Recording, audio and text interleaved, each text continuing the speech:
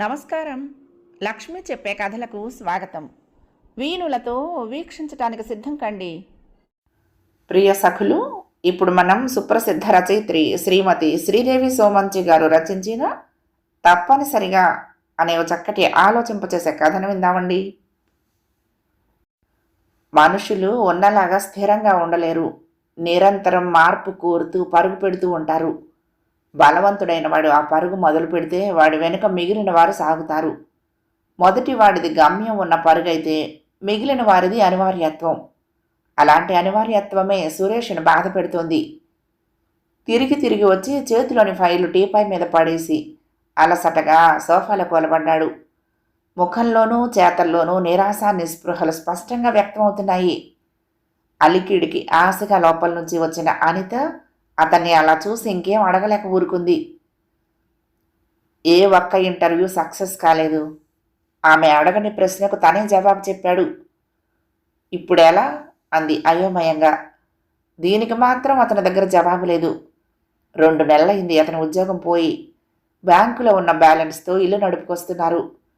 ఇలా ఎన్నో రోజులు గడవదనేది సుస్పష్టం. అందుకే ఎలాగన్న ప్రశ్న. మీరు వెళ్ళాక చలపతిరావు బాబాయ్ వచ్చారు, మిమ్మల్ని ఒకసారి కలవమన్నారు అంది అనిత. దేనికిట అనాసక్తిగా అడిగాడు. పక్క గదిలో నుంచి అతని తల్లి మాట్లాడింది. ఎందుకేమిటి, కొడుకు వచ్చి బెదిరించి వెళ్ళాడు ఈ స్థలం అమ్మమ్మని. ఆయన నచ్చజెప్పి ఒప్పించే వంతు తీర్చుకునేందుకు వచ్చి ఉంటాడు.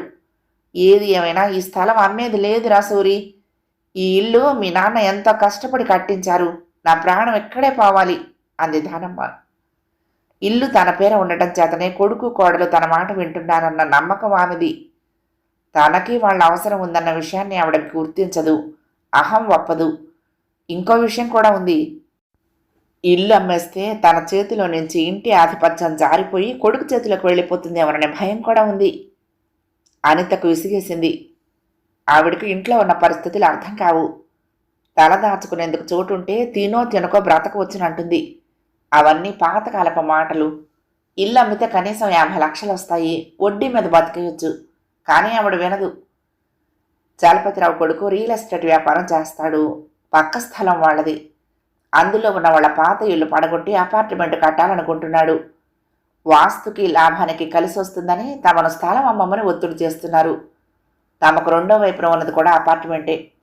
ఈరోజు కాకపోతే రేపైనా వాళ్ళో వీళ్ళో ఆక్రమించుకోక వదలరు.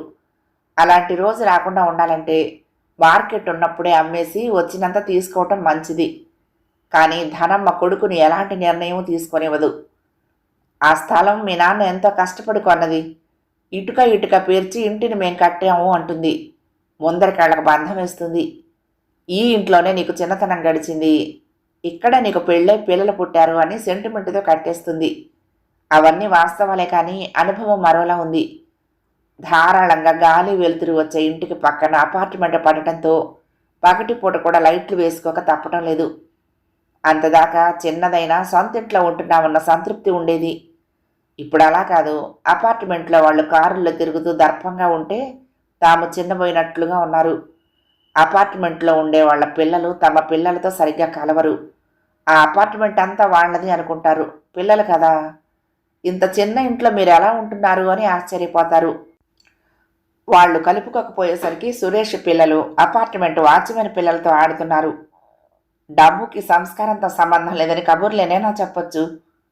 కానీ ఆ డబ్బు లేకపోవటం వల్ల జరిగే విషయాలు మనసును బాధపడతాయి. ఒక మాట వెళ్ళి ఆయన ఏం చెప్తాడో విని వస్తే నష్టం లేదు కదా అంది గొంతు తగ్గించి అనిత భర్తకు మాత్రమే వినపడేలా. అలా మాట్లాడానని అనిత తను అనుకుంది, కానీ ధనమ్మకు వినపడింది. ఏమిటే వెళ్ళి వినొచ్చేది? వాళ్ళ కన్ను ఈ ఇంటి మీద పడింది. అంతకన్నా మాట్లాడే విషయాలు ఏముంటాయి? ఏం వెళ్ళక్కర్లేదు అంది. అనిత భర్త కేసి అభ్యర్థనగా చూసింది. అతను లేచి నిలబడ్డాడు. ధనమ్మకి కోపం వచ్చింది. నేను మాత్రం సంతకం పెట్టేది లేదు అంది ధనమ్మ. సురేష్ జవాబు చెప్పలేదు. మౌనంగా వెళ్ళిపోయాడు. అతను వెళ్లేసరికి చలపతిరావు ఇంట్లోనే ఉన్నాడు. ఒక రకంగా చూస్తే సురేష్ కోసం ఎదురు చూస్తున్నట్టే ఉన్నాడు. నాకు నడకకు వేళయింది, అలా నడుస్తూ మాట్లాడుకుందాం అన్నాడు. ఆయన కొడుకు ఇంట్లోనే ఉన్నాడని, అతడు వినేలా మాట్లాడుకోవటం ఇష్టం లేదని గ్రహించాడు సురేష్. ఆయన చెప్పులేసుకుని బయలుదేరగానే తను అనుసరించాడు. చాలాసేపు మౌనంగా నడిచారు. లే ఆఫ్ అయ్యావుట కదరా, చిట్ట చివరికి తనే సంభాషణ మొదలుపెట్టాడు చలపతిరావు. మా కంపెనీ బ్రాంచీలు కొన్ని ఎత్తేస్తున్నారు బాబాయ్. చాలా కాలం నుంచి ఉంటున్న వాళ్ళని తీసేసి లేటెస్ట్ స్కిల్స్ ఉన్న వాళ్ళని తీసుకుంటున్నారు. ఆ ప్రాసెస్లో నేను పోటీని తట్టుకోలేకపోయాను. అదే సమయంలో నాన్న అనారోగ్యం బారిన పడి హాస్పిటల్లో చేరటం వల్ల కొత్తగా ఏదైనా నేర్చుకుని టెక్నాలజీ పరిభాషలో నన్ను నేను అప్డేట్ చేసుకోలేకపోయాను అన్నాడు సురేష్ నిర్వేదంగా. చాలా వింతగా ఉంది కదూ. మా రోజుల్లో అనుభవం ఉన్న వాళ్ళని నెత్తిన పెట్టుకుని చూసుకునేవాళ్ళు. జూనియర్లు ఎంత చదువుకున్నా సరే మా దగ్గర పని నేర్చుకోమని పంపేవారు అన్నాడు చలపతిరావు. రోజులు మారిపోయాయి బాబాయ్. వాళ్ళ కళలను సాకారపరచుకునేందుకు వ్యక్తులు కంపెనీలు పెడుతున్నారు, జాబ్ ప్రొవైడర్లుగా మారుతున్నారు. అది మన శ్రేయస్సు కోసమో దేశ శ్రేయస్సు కోసమో కాదు, వాళ్ళకి ఉపకరించడం కోసం, వాళ్ళ ఆలోచనలను అమల్లో పెట్టేందుకు అన్నాడు సురేష్. మరి ఇన్ని తెలిసిన వాడివి ఇల్లు అమ్మితే నష్టమేమిట్రా అన్నాడు చలపతిరావు. తల్లి అన్నట్టే జరగటం సురేష్ ఆలోచనలకు పదును పెట్టింది. జవాబివ్వలేదు.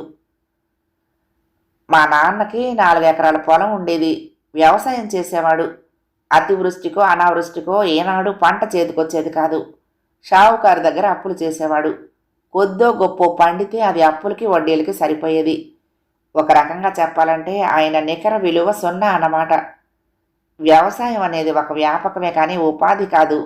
స్పెక్యులేషన్ మీద బతుకులు నెట్టుకొచ్చి అప్పులు మరీ పెరిగిపోయినప్పుడు ప్రాణాలు తీసుకోవటం తప్ప మరొక మార్గం ఉండదన్న విషయం అర్థమయ్యాక నేను ఆ ఊబిలో నుంచి బయటకొచ్చి ఉద్యోగం వెతుక్కున్నాను అన్నాడు చలపతిరావు. తనతో ఆయన చెప్పబోయే విషయానికి అది ఉపోద్ఘాతమని అర్థమైంది సురేష్కి. వాళ్ళ అవసరాన్ని తన హక్కుని ఎలా సమన్వయపరుస్తాడో చూడాలన్న కుతూహలం కలిగింది. అది తనకెంతవరకు ఆమోదయోగ్యంగా ఉంటుందో చూడాలని కూడా అనిపించింది. నా జీతం మా నాన్నకి కొంత వెసులుబాటునిచ్చింది. అప్పులు తీర్చేశాడు. కొత్తగా మళ్ళీ పంటలు వేశాడు. ఈసారి గట్టి గుణపాఠమే నేర్చుకున్నాను. చేతి డబ్బుతో చేశావా, అప్పు చేసి చేశావా అనే దాంతో సంబంధం లేకుండా వ్యవసాయం లాభాలనివ్వదు. అలా లాభాలనిచ్చే పంటలు వేరు, ఆ నేలలు వేరు, వాటికి గల నీటి వనరులు వేరు, వసతులు వేరు, ప్రోత్సాహం వేరు. వ్యవస్థ మామూలుగా వ్యవసాయాన్ని ప్రోత్సహించడం లేదు. ప్రోత్సాహం లేని వృత్తిలో మనం ఎందుకు ఉండాలనేదే నా ప్రశ్న. ఎంతో కొంత పంట పండించుకొని కడుపులు నిండితే చాలు అనుకునే రోజులు పోయాయి. ఎన్నో అవసరాలు, వాటన్నింటికి డబ్బు కావాలి. నేను ఇంకా పెట్టుబడి పెట్టనని నాన్నకు తేగేసి చెప్పాను. తనని కూడా భూమి అమ్మి నా దగ్గరకు రమ్మన్నాను. మా నాన్న తారాల నాటి భూమి అమ్మనన్నాడు. ఆ విషయం మీద గొడవలయ్యాయి. ప్రతి ఇంట్లోనూ ఉండేవేగా బాబాయ్. వాళ్ళు మమకారాలను వదులుకోలేరు, మనం వాళ్ళని వదులుకోలేము అన్నాడు సురేష్. లేదురా, నేను కొన్నాళ్ల పాటు వాళ్ళని పట్టించుకోలేదు. పూర్తిగా వదిలేశాను. నా డబ్బు నేను దాచుకున్నాను. ఇక్కడ ఇంటి స్థలం కొన్నాను. ఇంతలో అమ్మకి అనారోగ్యం. వైద్యానికి కనీసం 2 లక్షలైనా కావాలి. స్థలం అమ్మేసి వైద్యం చేయించి బ్రతికించుకున్నాను. అమ్మకన్నా ఏది ఎక్కువ కాదు. మనిషి ప్రాణం కన్నా డబ్బు ముఖ్యం కాదు. అమ్మకి నాలో దేవుడు కనిపించాడు. మనం చేసే వృత్తి మనకు కడుపు నింపడంతో పాటు భద్రతనిచ్చి అవసరంలో ఆదుకోవాలనే కనీసపు విషయాలు నాన్నకు అర్థమయ్యాయి. అలాంటి వృత్తికి నాకు అవకాశం దొరికింది. తనకు దొరక్క నష్టపోయాడన్నది తెలుసుకుని చివరిదాకా నా దగ్గరే ఉన్నాడు నాన్న. చలపతిరావు చెప్పటం ముగించాడు. ఆయన ఏం చెప్పదలుచుకున్నాడో సూటిగా అర్థమైంది సురేష్కి. నా కొడుకు మీ ఇంటికొచ్చి అలా బెదిరించినట్టు మాట్లాడటం తప్పే. మీరు ఇల్లు అమ్మటం అమ్మకపోవటం పూర్తిగా మీ ఇష్టం. మీ నాన్నకు నాకు ఉండిన పరిచయాన్ని దృష్టిలో ఉంచుకుని ఇప్పుడు అతడు లేడు కాబట్టి పెద్ద తరహాగా కొన్ని విషయాలు చెప్పాలనుకుంటున్నాను. సురేష్, మీరు అమ్మకపోయినా పెరిగిన ఆగ్నేయాన్ని కత్తిరించి గ్రీనరీకి వదిలేసి అపార్ట్మెంట్ కడతాడట సోము.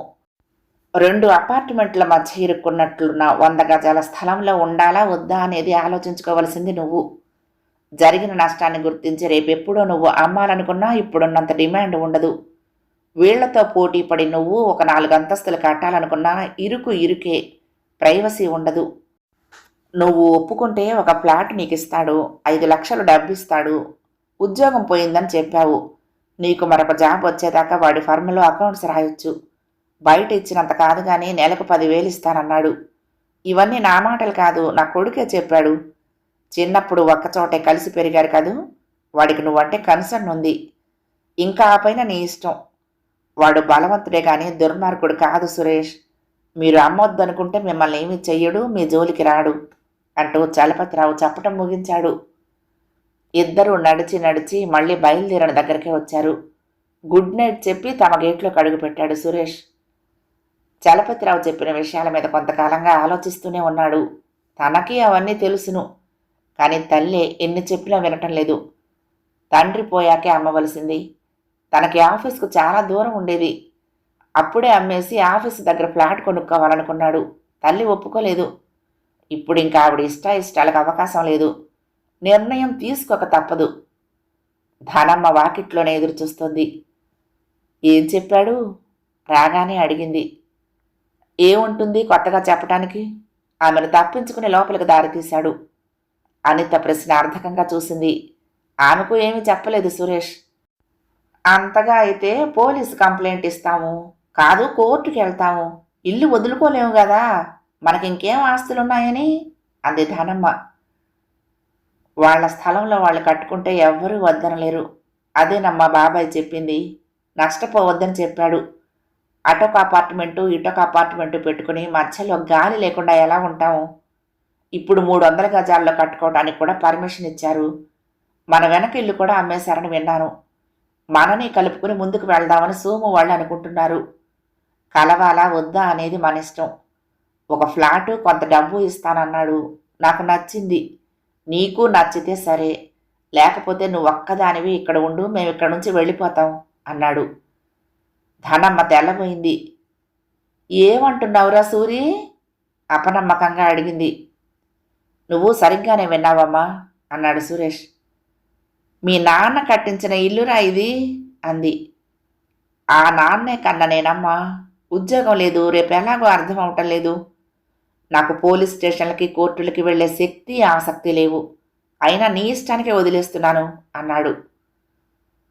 వాళ్ళు బెదిరిస్తున్నారని ఇల్లు వదిలేసుకోవటం చేతగాని తనంలా లేదు? కోపంగా అడిగింది ధనమ్మ. బెదిరింపు కాదని చెప్పాను కదమ్మా, భవిష్యత్తు గురించి మనమే ఆలోచించుకోవాలి అన్నాడు. నువ్వు వాళ్లతో చేతులు కలిపి మీ నాన్న నాకు మిగిల్చి ఇచ్చిన ఇంటిని లాక్కుందామనుకుంటున్నావా అంది ధనమ్మ.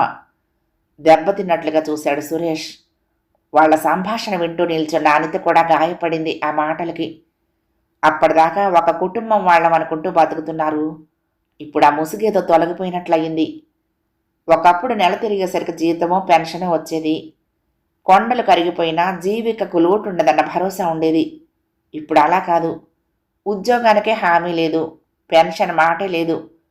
మనిషి ప్రతి క్షణం ప్రతి పైసాతో కొట్లాడుతూ బతకాల్సిన పరిస్థితి. అందుకే ఏదో ఒకలా మానవ సంబంధాలనే ముసుగులు చిరిగిపోతున్నాయి. కాదమ్మా, ఇల్లు నీ పేరున ఉంది కాబట్టి ఫ్లాట్ నీకే ఇస్తారు అన్నాడు సురేష్. మరి డబ్బు? అది నీకే ఇస్తారమ్మా. అన్నీ ఇచ్చాకే సంతకం పెడదువు గాని. 10,000 జీతం వచ్చే ఉద్యోగం మాత్రం నాకు ఇస్తారు. అదైనా స్నేహధర్మంగానూ నేను మాత్రమే చెయ్యగలను కాబట్టి.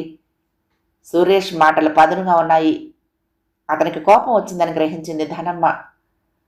నాకు ఉందంటే అది నా తర్వాత నీకే కదా, మరింక తప్పనప్పుడు వాళ్ళకే ఇచ్చెయ్యి, జాగ్రత్త అంది కొంత తగ్గి నచ్చ చెప్తున్నట్లుగా. కానీ సురేష్ గాయం ఏమాత్రం తగ్గలేదు. తల్లి అంగీకారం ఎలాంటి నిశ్చింతను ఇవ్వలేదు. ఏది జరగనప్పుడు ఎలాంటి ఉద్వేగాలు ఉండవు. శూన్యంలో నుండి విశ్వం ఆవిర్భవించినట్లు ఏమీ లేని దానిలో నుంచి సంఘటనలు పుట్టి ఉద్వేగాలకు చోటిస్తాయి. అమ్మ ఒప్పుకుంది బాబాయ్. ఫ్లాటు డబ్బు ఆమె పేరునే ఇవ్వండి. అది ఆమె ఇల్లు.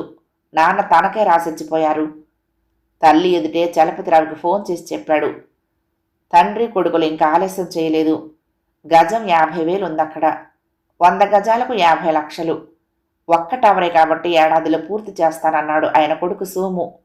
ఆ ఏడాదికి వడ్డీ కట్టారు. అక్కడ చదరపు అడుగు కన్స్ట్రక్షన్కి ఉన్న రేటు ప్రకారం చూస్తే 1,550 చదరపు అడుగుల స్ట్రక్చర్ వస్తుంది. రిజిస్ట్రేషను, జీఎస్టీ కట్టుకోవాలి. 1000 చదరపు అడుగుల ఫ్లాట్ చాలన్నాడు సురేష్. అలాగైతే ఖర్చులన్నీ పోను, డబ్బు మిగులుతుంది. ఒప్పందాలు రాతకోతలు అయ్యాయి. నిన్ను నేనెందుకు మోసం చేస్తానురా సురేష్, చిన్నప్పటి ఫ్రెండువి అన్నాడు సోము షేక్ హ్యాండ్ ఇస్తూ. వాస్తు ప్రకారం అతనికి ఆ స్థలం చాలా అవసరం. అలాగని సురేష్ లాంటి వాళ్లతో సంబంధాలు చెడకుండా ఉండటం కూడా అవసరం. ఆఫీస్కి వచ్చి అకౌంట్స్ చూసుకో, నీకు వేరే ఉద్యోగం దొరికాక మానేద్దు గాని అని కూడా చెప్పి వెళ్ళాడు. అతనికి ఈ లావాదేవీ వలన ఎంత లాభం వచ్చి ఉంటుందా అని అనిత లెక్కలు వేస్తోంది. విన్నా కాదా అనేది తేరలేదు. ఆ దగ్గరలోనే చిన్న పోర్షన్ చూసుకుని అందులోకి మారిపోయారు.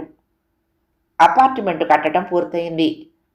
అంతదాకా తాము నివసించిన ఇల్లు కళ్ల ముందే కుప్పకూలిపోవటాన్ని చూశారు ధనమ్మ, సురేష్, అనిత. భర్త జ్ఞాపకాలు తన గుండెల్లోనే ఉన్నాయనుకుంది ధనమ్మ. కొత్త ఇల్లు, కొత్తగా చేతికి వచ్చిన డబ్బు, ఇదో కొత్త జీవితం అనిపించింది. పక్క ఫ్లాట్లోనే చలపతిరావు నివాసం. అది ఇంకా అమ్ముడవలేదు. ఆయన్ని చూస్తే మాత్రం భర్త జ్ఞాపకాలు కొలివై ఉన్న చోటే ఎక్కడో లోతుగా గుచ్చుకున్నట్లుంటుంది. అతని కొడుకు తమని ఇల్లు అమ్మమని దౌర్జన్యం చేయటం, అతను సురేష్కు నచ్చచెప్పి ఒప్పించటం, సురేష్ పూర్తిగా వాళ్ల వైపు తిరిగిపోవటం, తను తెలివిగా ఆస్తిని కాపాడుకోవటం వరుసగా గుర్తొస్తాయి ధనమ్మకు. మాట నెగ్గించుకున్నారనిపిస్తుంది. నయాన్నో భయాన్నో వాళ్ళని ఒప్పించి ఇల్లు తీసుకున్నారన్న భావన చలపతిరావుని ఇబ్బంది పెడుతుంది. ఇంత అందమైన జీవితం కళ్ల ముందు కనిపిస్తూ ఉండగా వాళ్ళంత మొండికేశారేమిటని ప్రశ్నించుకుంటాడు. సురేష్కు తల్లి కొత్త వ్యక్తిలా అనిపిస్తుంది. నాన్న నాకిచ్చిన ఇంటిని నువ్వు కాజేద్దామని చూస్తున్నావా అని నిలదీస్తున్నట్టే ఉంటుంది. తల్లి కొడుకుల మధ్య దూరం పెరిగింది. కానీ సర్దుకుపోక తప్పదు. ఆమెను ఒంటరిగా వదిలిపెట్టలేడు. ఆమె పేరిట ఉన్న ఆస్తితో ముడిపడి ఉన్న తన బతుకుని, పిల్లల భవిష్యత్తుని విడగొట్టలేడు. చలపతిరావు, ధనమ్మ, సురేష్, భార్య, పిల్లలు అందరూ ఒకే చోట ఉంటున్నారు, మనసులకైన గాయాలను కప్పిపుచ్చుకుంటూ. కథ సమాప్తం. ప్రియ సఖులు, ఈ కథ మీకు నచ్చితే తప్పకుండా లైక్ చేయండి, షేర్ చేయండి, కామెంట్ చేయండి, సబ్స్క్రైబ్ చేసుకుని నన్ను ఎంకరేజ్ చేయండి. ఉంటానండి. ప్రేమతో లక్ష్మి, కృష్ణాతీరం, దుర్గమ్మ సన్నిధానం. నమస్తే.